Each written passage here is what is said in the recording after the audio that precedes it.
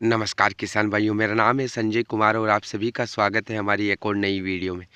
आज की इस वीडियो में किसान भाइयों हम बात करेंगे कि गेहूं की फसल में ऐसा क्या करें कि ज़्यादा से ज़्यादा फुटाव देखने को मिले। तो आज की इस वीडियो में हम उन्हीं बातों को डिस्कस करेंगे जिनसे कि हमारे गेहूँ की फसल में शुरुआती अवस्था पर अधिक से अधिक कल्ले आने चाहिए, अधिक से अधिक फुटाव होना चाहिए। क्योंकि यहाँ पर अगर हम सोच कर देखें तो यही मेन पॉइंट है पैदावार बढ़ाने का, कि हमने जो गेहूँ लगाए हैं अगर खेत में पर्याप्त जमाव नहीं होगा, अगर फुटाव कम रह जाएगा, बालियाँ कम रहेगी, तो फिर पैदावार भी कम ही निकलने वाली है। तो शुरुआत में हमारा जो फोकस होना चाहिए वो होना चाहिए कि गेहूं की फसल में अधिक से अधिक कल्लों का विकास हो, अधिक से अधिक फुटाव आए। तो इस वीडियो में हम उन बातों को जानेंगे कि कौन कौन सी बातें जो है गेहूं के फुटाव से जुड़ी हुई हैं। तो वीडियो को आपको कंटिन्यू देखना है, पूरा देखना है, हर एक चीज़ को जानना है, समझना है। वीडियो को लाइक करना है, शेयर करना है, और अगर आप हमारे चैनल पर नए हो तो नीचे लाल अक्षरों में सब्सक्राइब का बटन है, क्लिक करके चैनल को सब्सक्राइब कर दीजिए ताकि आगे भी आपको खेती से संबंधित तमाम प्रकार की वीडियो देखने को मिलती रहे। तो किसान भाइयों, सबसे पहली बात जो मैं आपको बताने वाला हूं वो ये है कि बहुत सारी वेराइटियां ऐसी होती है किसान भाइयों कि जिनमें फुटाव कम ही आता है। उसमें आप फर्टिलाइज़र चाहे बढ़ाकर डाल दीजिए लेकिन उनमें फुटाव कम ही देखने को मिलता है। जैसे एग्जाम्पल के लिए मैं आपको बताऊं तो जैसे HI 8759 है, उनमें थोड़ा कम रहता है। जैसे एक सम्राट प्लस के नाम से गेहूँ आते हैं, तना काफ़ी मोटा होता है, ज़मीन पर नहीं गिरते हैं, उनमें भी फुटाव थोड़ा कम देखने को मिलता है। और भी बहुत सारी वेराइटियां हैं जिनमें फुटाव कम रहता है। तो ऐसी वेराइटियां जब हम लगा रहे हैं उसी टाइम पर दिमाग में ये बात होनी चाहिए कि इस वेराइटी में फुटाव कम आता है तो हम जो है इसकी सघन बोवनी कर दें, यानी कि प्रति एकड़ की जो बीज दर है उसको थोड़ा बढ़ा दें ताकि गेहूं के खेत में, जो आपका खेत है उसमें पौधों की संख्या ज़्यादा हो जाए। फुटाव अगर कम भी रहता है फिर भी खेत में पर्याप्त गेहूं का जमाव रहेगा। पहली चीज़ तो ये ध्यान में रखनी है। अब आती हैं गेहूं के फुटाव से जुड़ी हुई कुछ बातें। अगर आपने कोई सी भी वैरायटी सिलेक्ट की है जिसमें अच्छा फुटाव देखने को मिलता है, तब आपको कौन कौन सी बातों का ध्यान रखना है कि ज़्यादा से ज़्यादा फुटाव निकल कर आए। पहली बात, गेहूं का जो पहला पानी लगाया जाता है, अगर आपने पलेवा करके बोवनी की है, अगर सूखे में की है तो सेकंड पानी हो जाएगा, ठीक है। तो जो गेहूं का पहला पानी लगाया जाता है उसमें किसान भाइयों जल्दबाजी नहीं करनी है। लगभग गेहूं के 4 से 6 पत्तियां आराम से हो जानी चाहिए।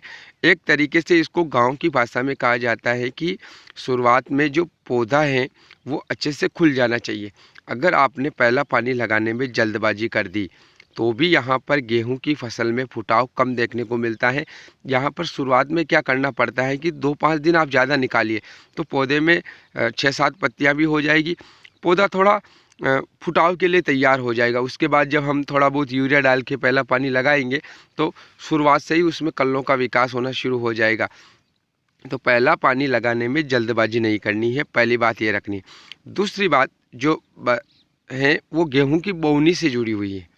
अगर आपने गेहूं की बोवनी कर दी है तब तो कोई दिक्कत नहीं है। अगर आप करने वाले हो तो गेहूं की जो गहराई है उसको, ऐसा भी नहीं है कि बिल्कुल ऊपर ऊपर ही कर दो, आधे गेहूं खेत में दिखाई दे रहे हैं, मिट्टी में पूरी तरह से ढके भी नहीं है, बीज भी दिखाई दे रहा है, ऐसी बोवनी भी नहीं करनी है और ज़्यादा गहराई वाली बोवनी भी नहीं करनी है।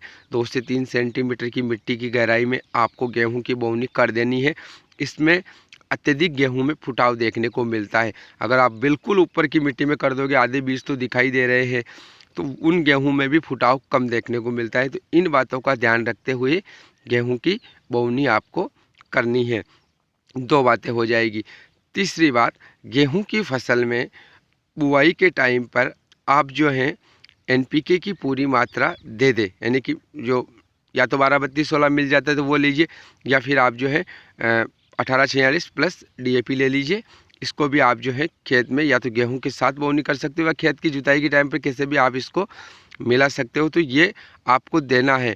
कई बार क्या होता है कि किसान भाई DAP तो ख़रीद लेते हैं प्लस एमओपी नहीं खरीद पाते हैं, पोटेशियम रह जाता है, तो गेहूँ शुरुआत में तो अच्छी दिखाई देती है क्योंकि डीएपी के अंदर फास्फोरस की मात्रा ज़्यादा होती है। तो फास्फोरस क्या होता है कि शुरुआत में फसल को अच्छी ग्रोथ दिलाता है, तो शुरुआत में तो हमारी फसल अच्छी दिखाई देगी, लेकिन एंड में जब दाना भराव होगा उस टाइम पर थोड़ा पैदावार पर फ़र्क पड़ता है।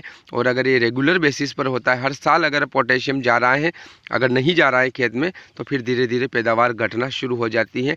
तो पोटेशियम हमको देना है, या तो 12-32-16 लीजिए, तो उसमें फिर आपको एमओपी भी मिलाने की ज़रूरत भी नहीं है, या फिर आप एमओपी साथ में खरीदिए, उसको डालिए खेत में, तो फिर नाइट्रोजन, फास्फोरस, पोटेशियम तीनों ही मिल जाएंगे।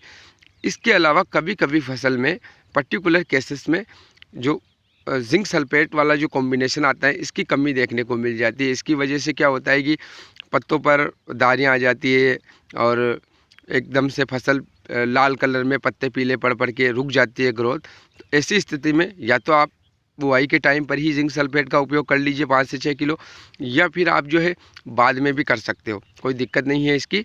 अगर आपको ऐसा लग जाता है कि हमारी फसल में ये प्रॉब्लम आ रही है, तो उस टाइम पर भी कर सकते हो, लेकिन इसको करना ज़रूर है।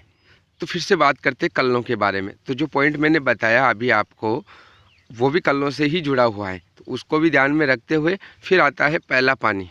जब हम गेहूं में पहला पानी लगा रहे हैं, क्योंकि उसके बाद हमको पता है कि गेहूं ग्रोथ करेंगे, अच्छे कल्लों का विकास होना चाहिए, तो अच्छे कल्लों के विकास के लिए और अच्छी ग्रोथ के लिए आप यूरिया डालोगे पहले पानी में।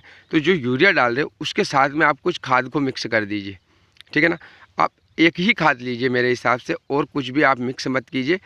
एक खाद लगभग 10 किलो प्रति एकड़ के हिसाब से आप जो कैल्शियम नाइट्रेट खाद आती है उसको ले लीजिए, और उसको आप जो है मिक्स करके डाल दीजिए पानी के आगे आगे।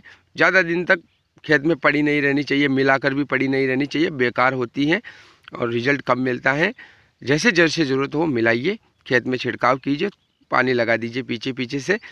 इससे आपको कल्लों के विकास में अच्छा फुटाव गेहूं की फसल में देखने को मिलेगा, क्योंकि कैल्शियम और नाइट्रेट जो है वो पौधे को मजबूती भी देंगे, पौधे की ग्रोथ भी बढ़ाते हैं, और ग्रोथ एकदम से बढ़ेगी तो कल्लों का विकास भी होगा साथ में। तो ये खाद का जो कॉम्बिनेशन रहेगा गेहूं की फसल के पहले पानी के लिए काफ़ी बढ़िया है। इसका उपयोग करके भी आप जो है गेहूं की फसल में कल्लों का विकास करवा सकते हो। दूसरी यहाँ पर बात आती है किसान भाइयों की, गेहूँ में आप जो यूरिया डाल रहे हो उसके 2 भाग करके डालिए, पहले और दूसरे पानी में।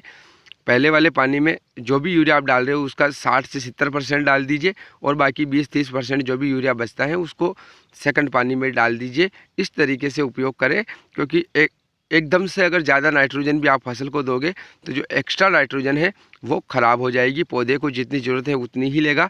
इस बात का ध्यान रखते हुए यूरिया के 2 भाग करें और उसके बाद आप अपनी फसल में डालें। तो उम्मीद है ये वीडियो आपको ज़रूर पसंद आई होगी। लाइक शेयर सब्सक्राइब जरूर करना। मिलेंगे अगली नई वीडियो में, तब तक के लिए आप सभी का बहुत बहुत धन्यवाद।